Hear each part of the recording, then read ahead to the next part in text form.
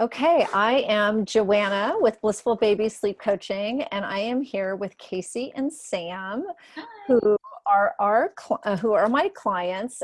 We back in January of 2019, they came to me because they had baby Riley, who at the time was 10 months of age, who literally was not sleeping or napping and had a very fiery temperament. hmm So, Sam and Kasie, why don't you guys tell me like what what was going on in your life at that time with baby Riley? Well, it was like we still had a newborn. I didn't want to be the co-sleeping parent, but that was the only way to survive. She had severe acid reflux straight out of the gate. Um, and she was on two medicines twice a day because she was in so much pain, super grumpy. So then on top of that, just with her personality, she was a firecracker. She was ready to come out and move if she could. The very first night I was alone in the hospital with her with Sam, she screamed until 3 a.m. Yeah. I'm like, what newborn does that? I told the nurse, like, this isn't working. What do I do?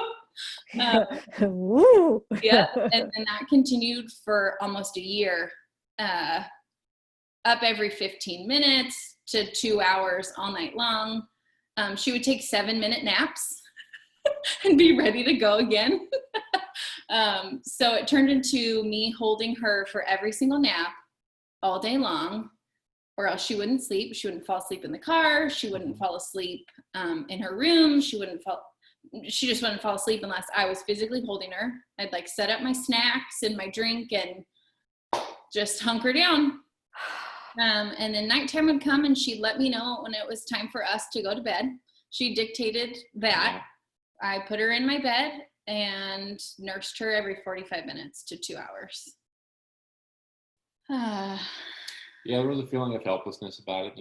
As the dad, I saw that, she wanted with the severe acid reflux, she wanted the comfort from nursing with mom. Yeah. The only way I could help was I could let her lay on me and fall asleep on me until she wanted to be in bed with mom. And so that would give Kasie hour and a half maybe of sleep, where it was uninterrupted. And that was on a good night. On bad nights, uninterrupted sleep wasn't a term we used. It just wasn't our reality. Not in the vocabulary. And life goes on, just because you're not sleeping, you don't get to stop doing life. You don't get to stop doing what you want. So we had to try to function with a lack of sleep, which just makes everything else harder at that point.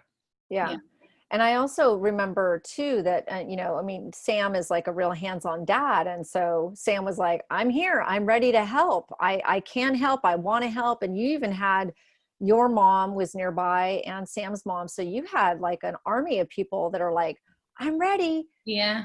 And Riley had such a mom preference. Like she was just all about you in general and all about the breast, which is common. But even in the non-nursing time, she was just like, quite the mommy's girl. She just got mad if anyone else was trying to caretake her. And then her madness was just so unpleasant that you were like, just give her back to me because she gets like, she's very stubborn and still to this day, very stubborn.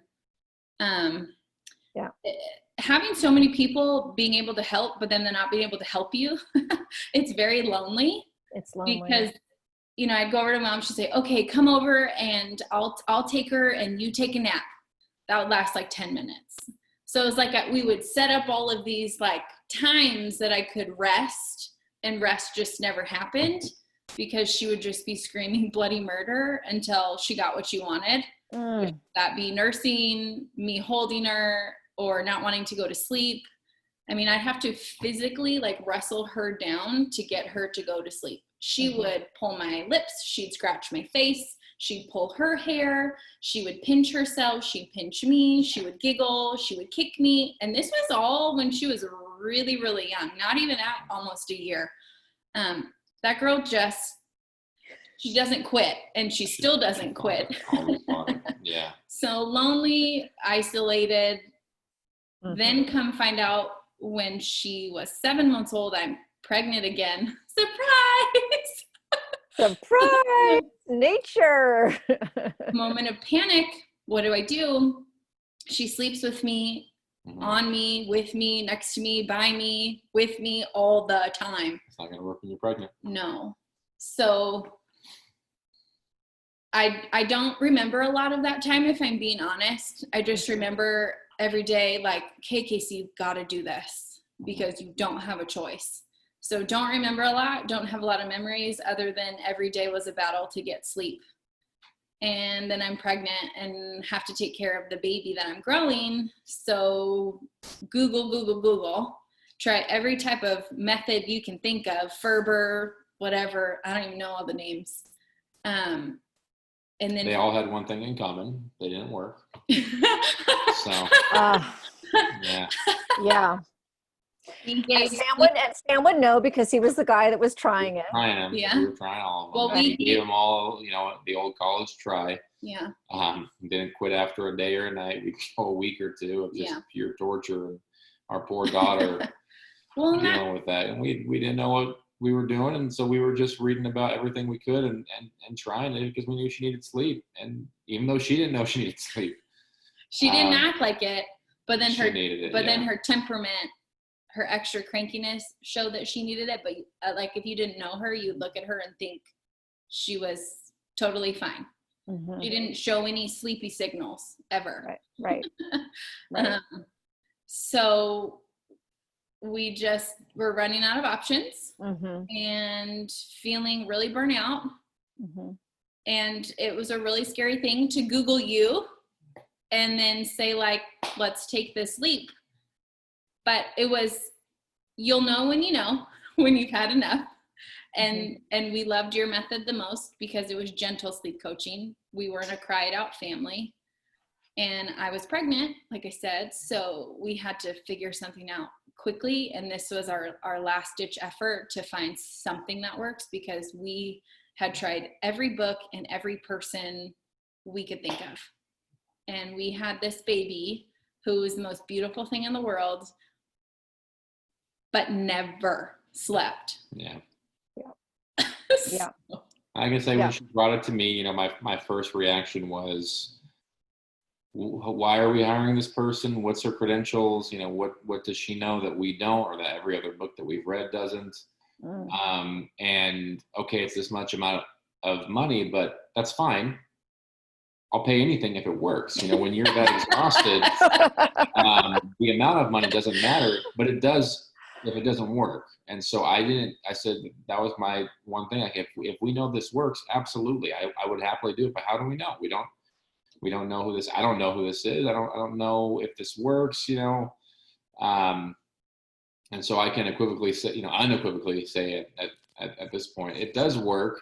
It is worth it because if you don't have sleep, ask, what, you can't function.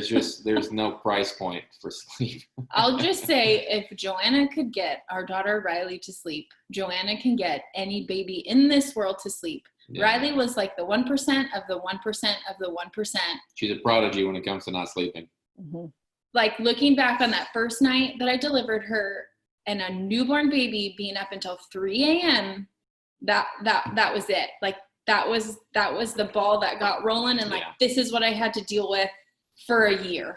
And we thought it was going to be like that forever. It really did feel like our future. Hopeless. Really hopeless. Yeah, feeling hopeless. Yeah. And I will say that it is totally normal to feel skeptical, right? Because it's kind of like you're, like you said, Google some more. You'd already been doing your reading and your research and your watching of the videos. So you're thinking, okay, how could this individual be different, or this methodology be different, or what can a coach really do for me anyway? And I think that's one of the reasons why I have a sleep success guarantee, right? Because I want families to know that when they're working with me, in those first several nights, like, they're either getting the results or there's, opportunities to get some reimbursement, which is awesome. But so there's like not a lot of risk to put the faith in. But, it is something that you want to be committed to, and you guys totally were.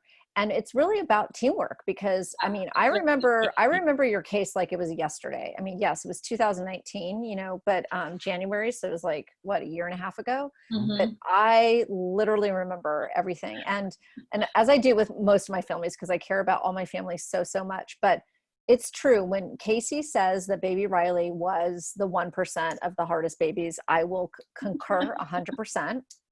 She was so tricky, but we were, as a team Riley, we were completely committed to, because we needed to, because there was urgency for Kasie being pregnant with the second baby.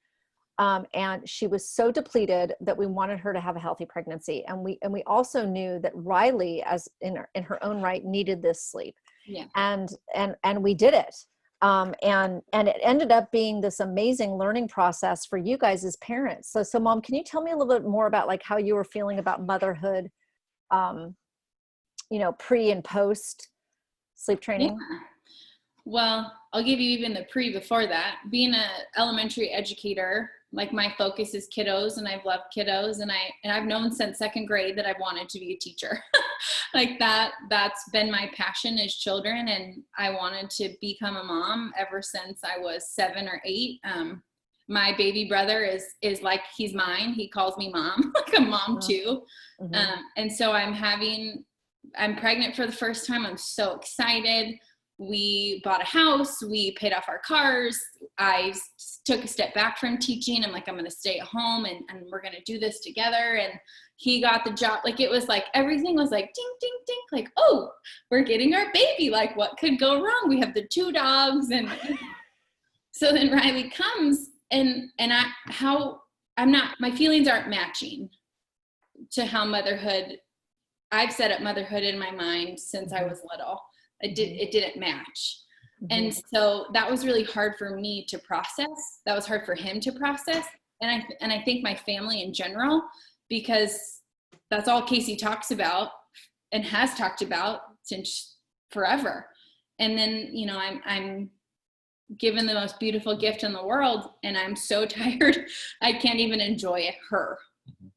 And I think it's such a taboo thing too. Like, moms feel if your child's not sleeping, then you're doing something wrong. Right. So then I had to fight that, like, oh, I'm doing something wrong. It's me. It's my fault. Nope, not my fault. Just Riley.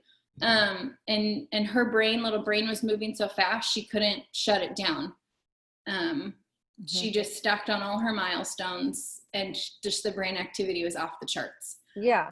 And that's, thank you for mentioning that about kind of the mommy guilt and the shame that a lot of moms feel, that if they tried everything and failed, that there must be something wrong with their mothering, that they must not understand their baby, or that they must not be a good mother, or whatever. And then they walk around silently with that shame. Right. And they're not sharing it with anyone else. No. I shared it with him and my mom, and that was it, because I didn't go to my mommy's group saying, hey, my kid's not sleeping, but I feel like I'm a great mom. Like, you know, right. You don't share that. And it shouldn't be that way. It shouldn't be that way, you guys. And maybe that's a whole nother conversation to have. I mean, that's the one thing I do want to stop is the shame around the topic of sleep. So moms that have really good sleepers feel shame about their success, and so they don't want to talk about it.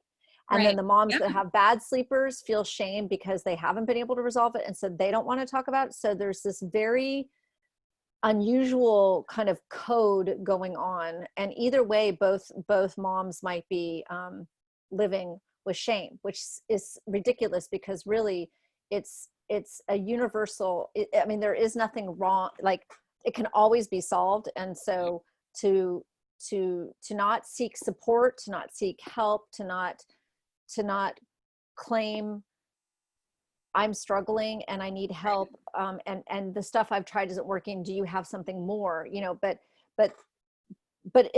some children are what I call beyond the book, right? Like, you can read the blogs, you can read the books, you can watch the videos, you can even get maybe one of the digital programs, and you can try your best to implement. But some babies truly are beyond the book. Yeah. And one-on-one coaching support, the step-by-step, hold my hand, sleep detective investigation of what is really going on that keeps contributing to all the sleep struggles is so imperative. And I think that's what you guys really needed. And then the good news is that we resolved everything with Riley, but then when baby Reagan came around 7 months later, right, that you guys have been able to use tell us me about all the stuff you learned with me that you've been able to help with her. Yeah. So Riley and Reagan weren't the same, but we had enough. No severe acid reflux with Reagan, but wasn't a sleeper. No, for sure. Not like just a natural good sleeper. Yeah. But we were able to use all the education from you and all the knowledge that we acquired and be able to pick up and read her cues in order to help her sleep. So it wasn't exactly the same as it was with Riley, but we had acquired skills even if the knowledge was different. And so the knowledge to help Reagan or what she needed was not the same as what Riley needed. And so we just applied what you had taught us and those skills to continue to try to help Reagan. And it certainly wasn't as smooth a process as it was with Riley, because we went solo and we thought, okay, now we're experts, and we're not. But we did get it to work. It took a few extra days, even a week longer. And a few side phone calls to you. Yeah, and we still dipped into that well. So which was pretty vital for us. But just the all immersive process that we went through with Riley was a month all in, I think, and journals and everything that went through it. It was so immersive and so needed that we felt more than anything. I think what we had was confidence going in with Reagan to know we've seen the worst. This can't be as bad. And I think, even if it's not, the exact same that we're going to use, we can kind of figure it out and we can adjust, based on what we learned from Joanna. Yeah. And I really want to say, because a lot of mommies come to me and say, oh, you hired a sleep coach. Yep, absolutely. Well, what did she do different? What didn't she do different? Yeah, it's hard to, I just show them, like a one sleep journal we made. I'm like, this is why we needed someone. It wasn't a normal kid, and even it's just some kids don't play by the rules. And if they don't, you need help. And here's where I was at emotionally with Riley and emotionally with Reagan. Riley, there was hopelessness because I didn't know there was hope to go after. I thought it was all up to me or him or us. And I felt so stuck. There's so much different information all over the internet. I really didn't know what to do. So we're kind of frozen in place. Yeah. And so to live with that every day, thinking this is going to be your new life, it's really hard to get out of that. But then with Reagan, it was like, oh, well, if we can sleep train at 6 months and I can't do it or he can't do it or we can't do it, we'll just call Joanna. Because we had you in our back pocket, I think we felt more confident now, like, okay, we got this. Worst case, call her, but I think we can do this. We've done this once. We can do it again. Yeah. Yes. And Reagan hit a major 4-month sleep regression to where it was getting to like Riley's status. And I called you in December. She was 4 months old and I was like, hey, what do we do? And you're like, nothing, not yet, not until she's 6 months old. And so I said, okay, but I could make it through that 30 days until she was rolling and she was old enough to be sleep trained because I knew that we had you. Right. So, yeah, I know. There's hope in that. Yeah. So there's, and I love that differentiation you made that before you knew that coaching, individualized coaching could and would ultimately be the answer for you guys. There was just nothing but hopelessness. Yeah.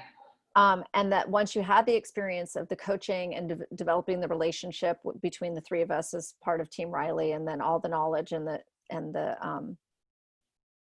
support that I offered you both from the sleep science, but also just all the other important things we talked about to keep you guys together and not being grumpy with each other and all that stuff, right? So we want to keep the unity within the marriage. And we want to honor the nursing relationship and all those important things that we're trying to do simultaneously while we're helping establish healthy sleep habits.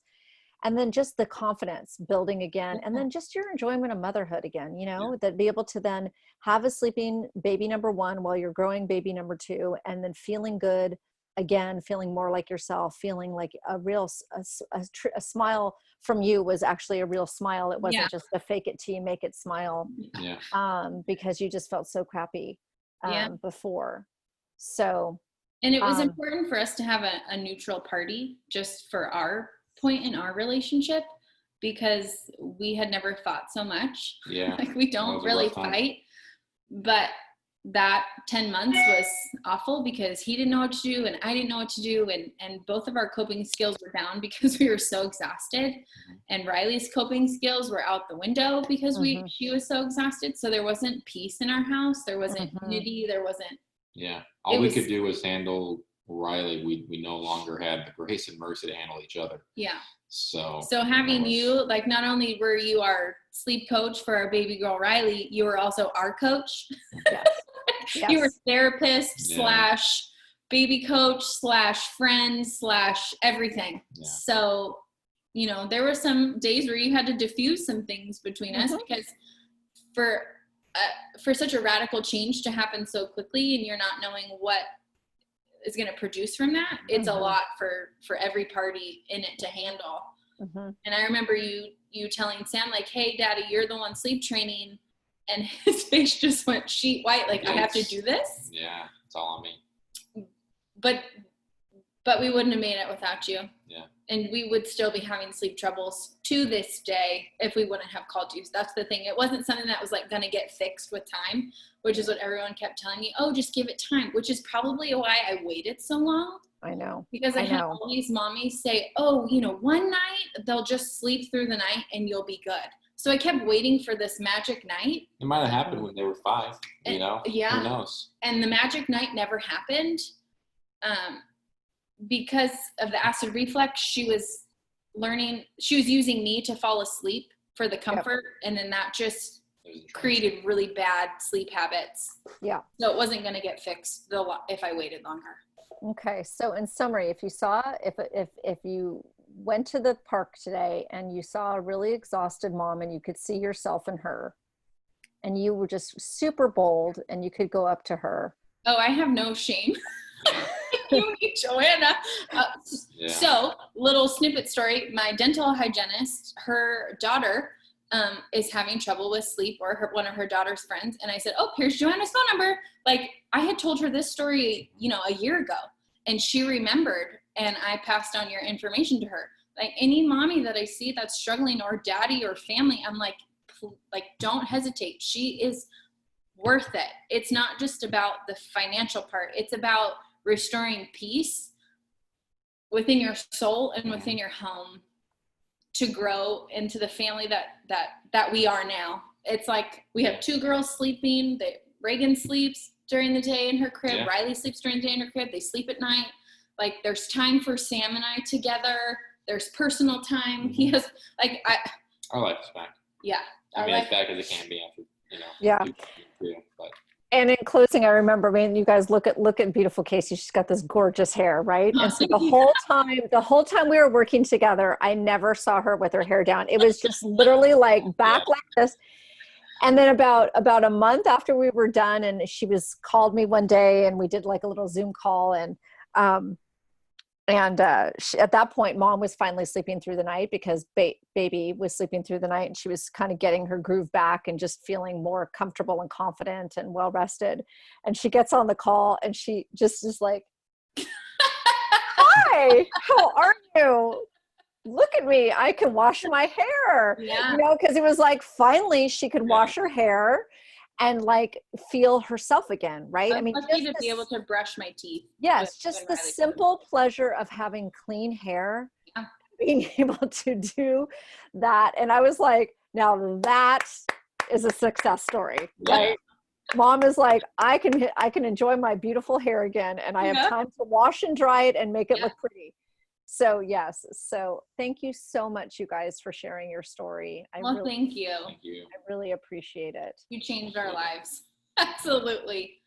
Thank you. Well, and I don't want it to be all about me. It's more about like I just want families to know that their situation is not unsolvable. Yeah. That even the toughest cases are solvable, Mhm. and that there is hope and there's help on the other side, and that there is a completely different life where you can be a well-rested family, and all of the benefits of what that means, including gorgeous hair. You know what I mean? And that's really what it's all about but it's about finding that right person, that right methodology, that right process for your family to meet the struggle with the right support system to merge together and, end up as a well-rested family. Yeah. And that's exactly what happened. Yeah. I wish I would have contacted you 6 months earlier than I did. I just didn't know. So now I'm helping spread the word Yeah. for other. Yeah. And You just, don't have to sit in that you tired. don't have to be that tired. And also, just like you said, this idea of like, just give it time, it will magically, it doesn't happen. Oh, If no. it did, we'd be living in a really different world. Like, imagine how productive we would all be, how many babies we'd all have if it just magically happens. Yeah. It takes effort to make sleep a priority in your house. And then when you do it the right way. Yeah. Yep. Awesome. All right. Thanks so much, you guys. Thank you. Thank you. Okay.